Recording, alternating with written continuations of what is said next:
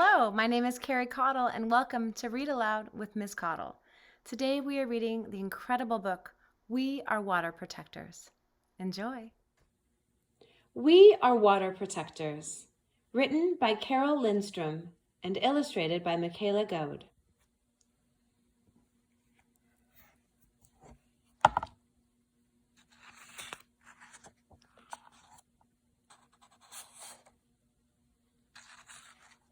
Published by Roaring Book Press.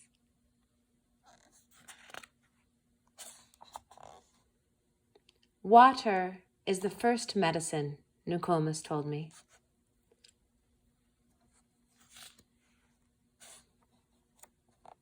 We come from water. It nourished us inside our mother's body as it nourishes us here on Mother Earth. Water is sacred, she said.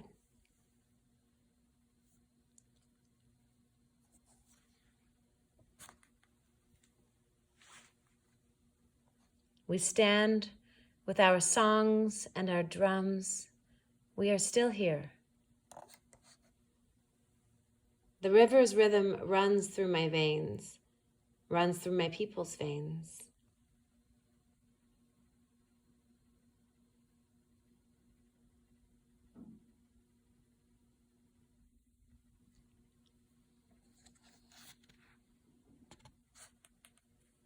My people talk of a black snake that will destroy the land.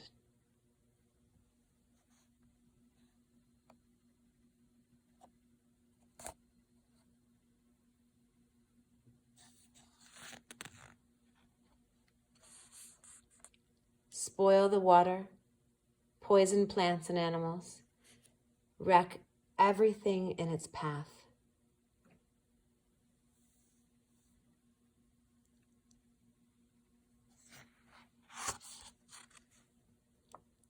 When my people first spoke of the black snake, they foretold that it wouldn't come for many, many years.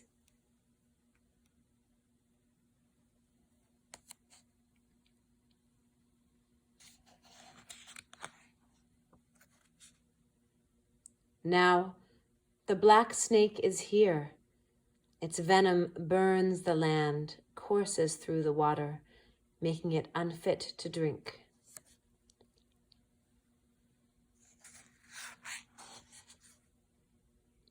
Take courage. I must keep the black snake away from my village's water. I must rally my people together.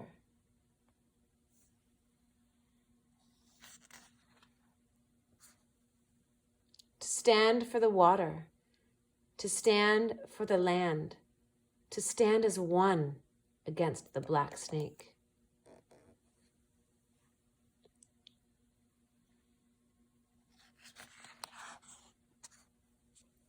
We stand with our songs and our drums. We are still here.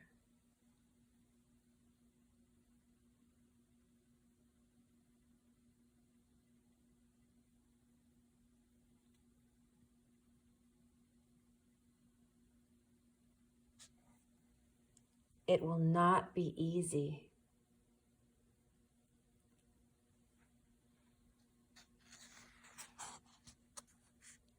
We fight for those who cannot fight for themselves, the winged ones, the crawling ones.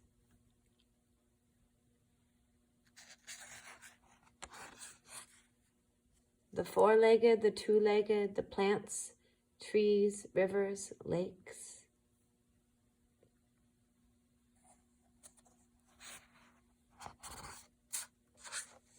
The earth. We are all related.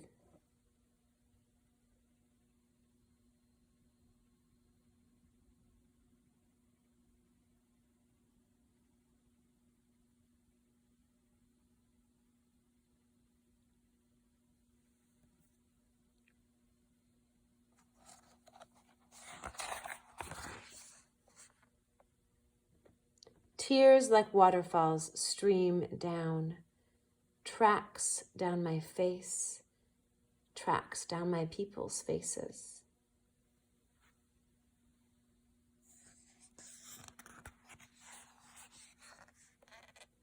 Water has its own spirit, Nokomis told me. Water is alive. Water remembers our ancestors who came before us, she said.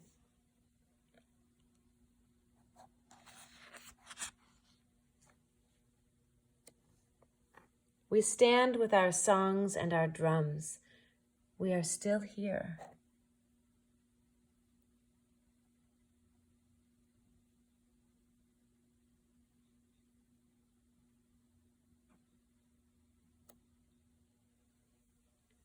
We are stewards of the earth. Our spirits have not been broken.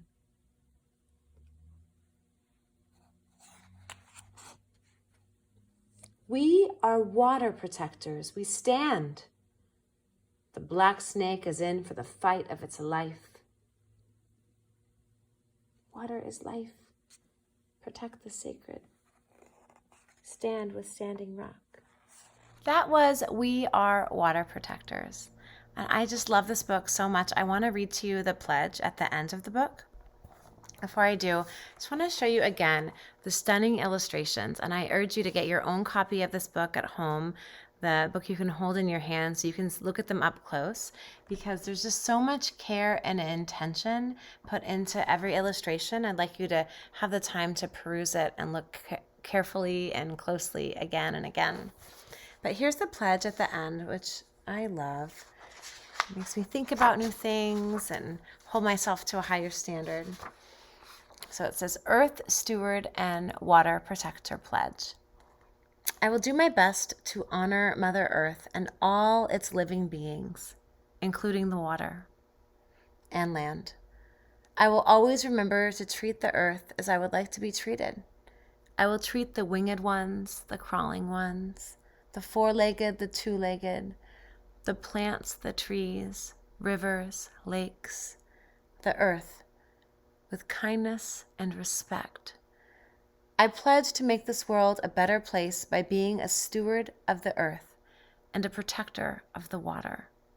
So you can copy this and you can sign it with the date, or you can make your own version of a water protector or earth steward pledge and decide that you want to be a part of helping to make our earth a better place now and for generations to come. Take care of each other and take care of the earth.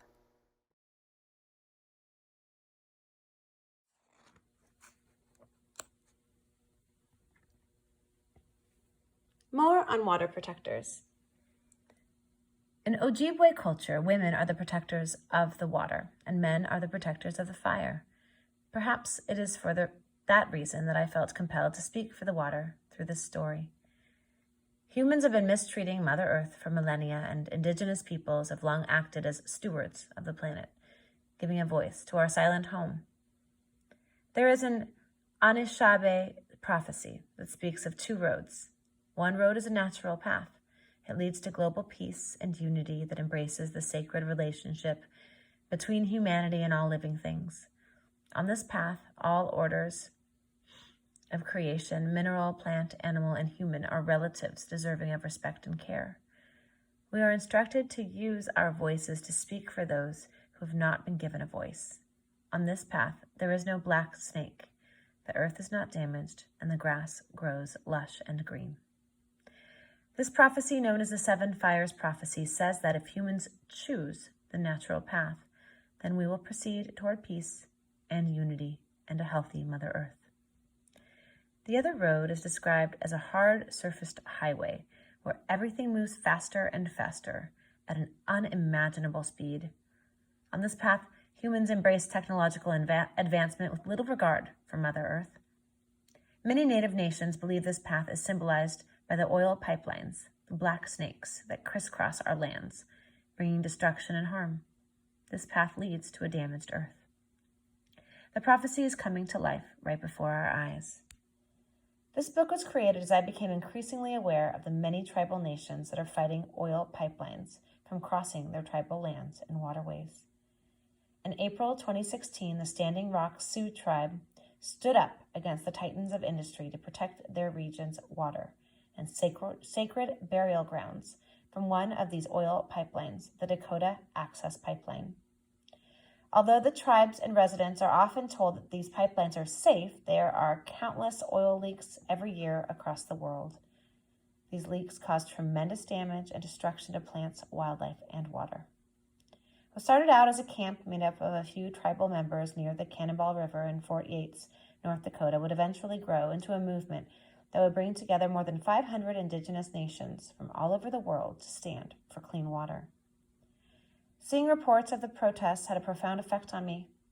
I'm a citizen of the Turtle Mountain Band of Ojibwe, a tribe also located in North Dakota. While other members of my tribe traveled to Standing Rock to lend their support, traveling to North Dakota from my home in Maryland wasn't possible for me at the time, but I knew what was, using my voice to tell a story to honor the Standing Rock water protectors and share that historical movement with the world. Sadly, despite the fierce protests, construction of the Dakota Access Pipeline moved forward. No assurances to the Standing Rock Sioux tribe the pipeline wouldn't leak and that their water sources would be safe from contamination. Fortunately, there were leaks in the Dakota Access Pipeline before construction was even complete. Like the Standing Rock Sioux, many tribes and their allies continue to fight pipelines on a daily basis. This is not just a Native American issue, this is a humanitarian issue. It is time that we all become stewards of our planet so we can protect it for our children and our children's children. Water affects and connects us all. We must fight to protect it. I have hope that the next generation, you, will continue to see the importance of preserving our precious planet by pledging to be a water protector with me. Apiji go miigwech, your Niji, Carole. And there are defined words here in the glossary and the illustrator's note as well, which I will read since I read the author's note. Mini Wikoni, water is life. Raised on the beaches and rainforests of Southeast Alaska, home to the Tlingit, Haida, and Tsimshian tribes, I was taught that life is inextricably tied to water. Whether it's the ebb and flow of the ocean or the abundant rainfall that nourishes the lush forests, the spirit of Mni Wikoni runs through our veins, as it runs through the veins of many people around the world. This is a universal idea that connects all living things. We can all be water protectors, caring for each other and protecting our sacred Mother Earth. The stand at Standing Rock was historic. I was deeply inspired by this solidarity and wanted the illustrations to convey kinship and unity, while also representing a diverse group of indigenous nations and allies. To honor Carole's Ojibwe culture, I included several details. For instance, our main protagonist changes into her traditional ribbon skirt as she rallies her people.